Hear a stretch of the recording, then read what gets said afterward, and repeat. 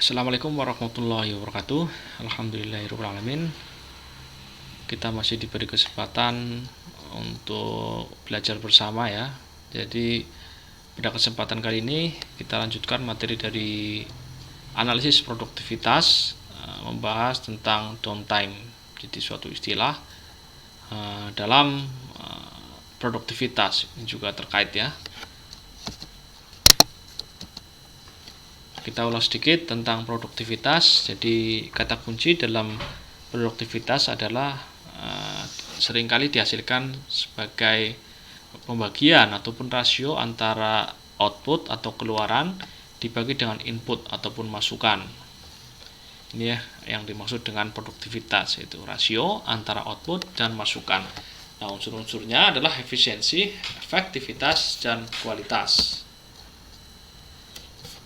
Produktivitas dapat digunakan sebagai pedoman untuk mengetahui tingkat kinerja yang dicapai tingkat kinerja yang dicapai baik dari level individu, kelompok, industri maupun kinerja perekonomian secara menyeluruh atau nasional ya, bahkan secara internasional sekalipun. Ini adalah tingkatan untuk mengukur kinerja ya, baik mengukur produktivitas individu, produktivitas kelompok, industri, ataupun skala yang lebih besar sekalipun. Nah, tata cara untuk meningkatkan produktivitas adalah dengan cara melihat bagaimana suatu produktivitas itu didapatkan, yaitu membagi output dibagi dengan input.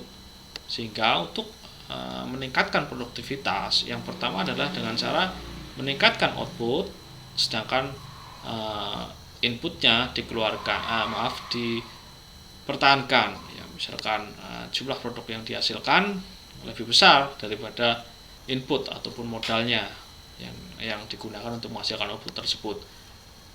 Output tetap, tetapi masukan ataupun inputnya diturunkan. Tentu ya. Yang ketiga adalah output naik lebih besar, input naik lebih kecil. Ini nggak masalah ketika nilai output dan input sama-sama naik, akan tetapi outputnya lebih besar. Itu pun juga akan menghasilkan nilai produktivitas yang meningkat. Ataupun keluaran turun, masukan turun lebih besar, ini juga sama-sama turun, tetapi masukannya turun lebih besar. Nah, yang kelima adalah keluaran naik, masukan turun. Nah, ini tentu yang sangat diharapkan ya. Ini akan memberikan nilai produktivitas yang tinggi ya, ketika keluaran naik dan masukan turun. Nah, menurut Vincent Gasper, terdapat beberapa manfaat pengukuran produktivitas. Contoh yang pertama adalah perusahaan dapat menilai efisiensi konversi sumber dayanya. Ya, ini terkait dengan kinerja perusahaan ya, produktivitas perusahaan. Kemudian yang kedua adalah perusahaan akan menjadi informasi yang bermanfaat dalam membandingkan tingkat produktivitas di antara organisasi perusahaan dalam industri sejenis, atau dalam usaha benchmarking ya dengan perusahaan lain. Yang ketiga, pengukuran produktivitas ini akan menciptakan tindakan kompetitif, yaitu berupaya untuk proses peningkatan produktivitas secara terus-menerus ataupun continuous productivity improvement. Nah, ini sudah tadi ya di slide pertama.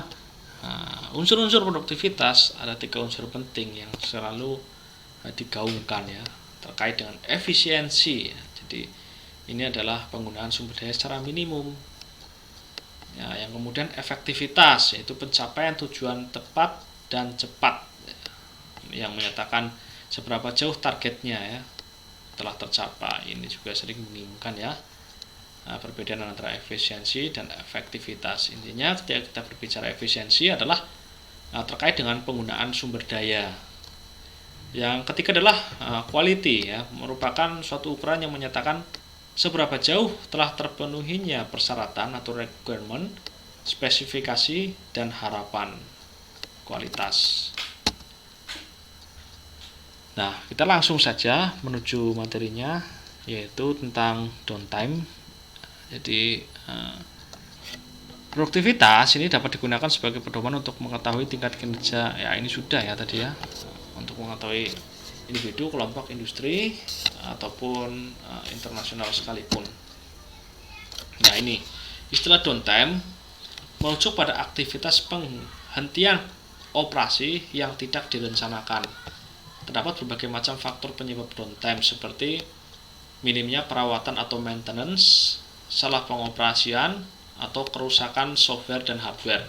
Ya, ini terkait dengan proses produksi ya.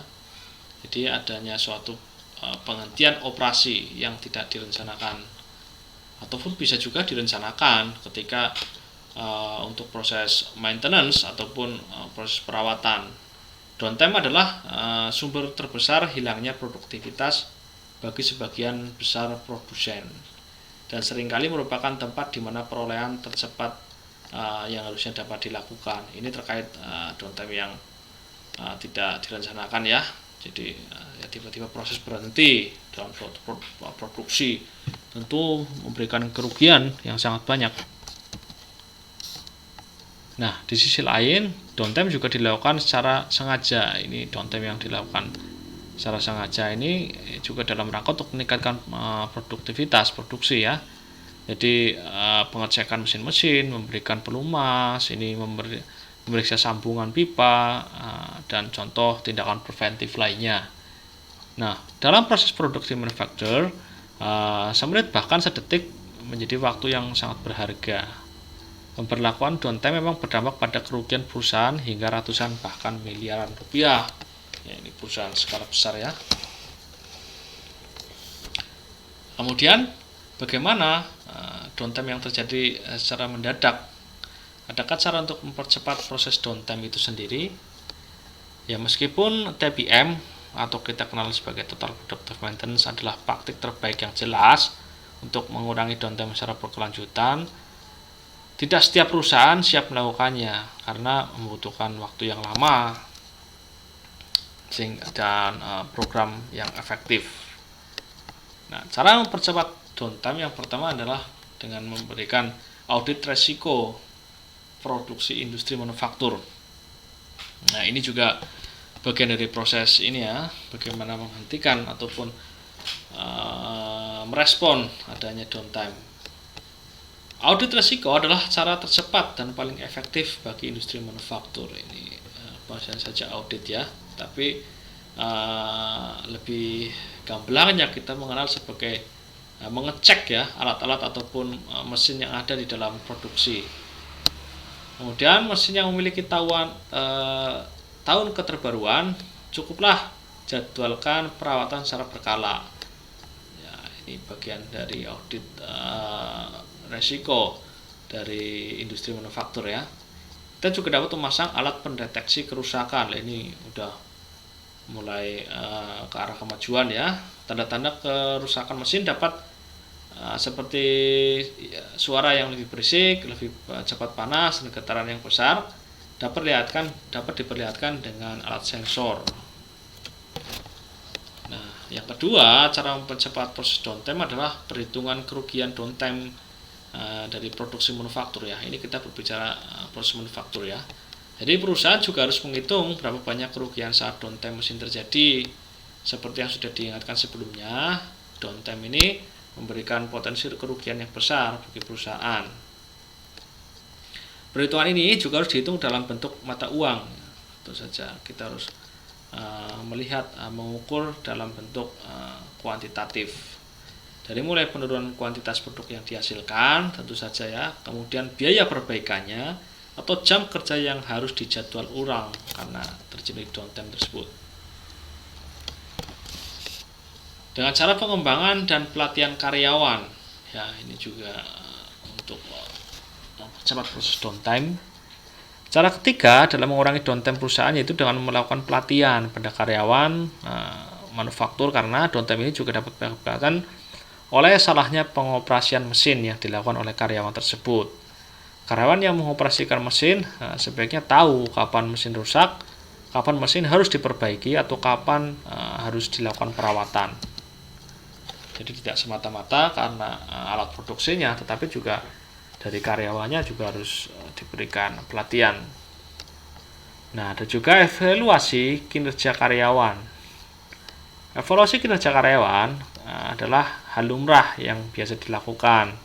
Jadi evaluasi dapat didasarkan sesuai dengan tujuan perusahaan. Misalnya, apa yang menjadi area keberhasilan pada produksi perusahaan manufaktur dan mana hal yang perlu ditingkatkan. Nah, komunikasi dan keterbukaan informasi antar perusahaan dan karyawan juga menjadi hal yang paling dibutuhkan untuk menjaga downtime mendadak dalam proses industri manufaktur. Ada juga pemberian reward dan punishment. Ya, jadi reward dapat diberikan kepada tim atau divisi yang bisa diberi kepada seluruh karyawan perusahaan juga bisa. Jadi tidak terlalu besar, tidak masalah. Misal kita dapat memberikan sertifikat ataupun memberikan makan gratis atau acara lainnya secara simpel adalah paling penting adalah bagaimana pihak perusahaan itu menghargai karyawannya ya, sehingga mereka merasa dimiliki ataupun menumbuhkan rasa cinta terhadap perusahaan ataupun tempat kerjanya. Tapi perusahaan juga memberikan punishment, suatu keseimbangan ya antara reward dan punishment atau penalti atas downtime yang terjadi. Downtime karena adanya kelalaian karyawan. Downtime ini sumber hilangnya produktivitas terbesar sebagian besar perusahaan. Ada perbedaan besar antara bekerja secara reaktif, memperbaiki ya, reaktif ini adalah memperbaiki masalah saat terjadi, dan bekerja secara proaktif ini melakukan perbaikan jangka panjang dan perbaikan terus-menerus ya. Nah, jika sebagian besar waktu dihabiskan untuk memperbaiki masalah secara reaktif, kemajuan akan terbatas ya. Lebih baik luangkan waktu untuk perbaikan proaktif ataupun preventif ya, dan berusaha dari waktu ke waktu untuk mengubah keseimbangan dari yang tadinya bersikap reaktif menjadi proaktif. Ya, ini lebih jauh ketika kita berbicara tentang total productive maintenance. Ini membutuhkan proses yang panjang ya, karena kedalaman dan kompleksitasnya. Jadi ini juga tidak berbicara hanya tentang downtime, ini juga berguna untuk menghilangkan waste ataupun pemborosan dalam suatu perusahaan. Ada banyak bagian ya, dan fondasinya adalah 5S. Ini juga sudah sempat saya bahas tentang resik, rajin, rapih. Itu adalah bagian dari total productive maintenance. Ini juga cara untuk menghentikan atau mengurangi downtime ya. Mungkin next time ya kita akan belajar tentang apa itu TPM. Ya, demikian pembahasan kita kali ini. Semoga memberikan manfaat untuk kita semua. Assalamualaikum warahmatullahi wabarakatuh.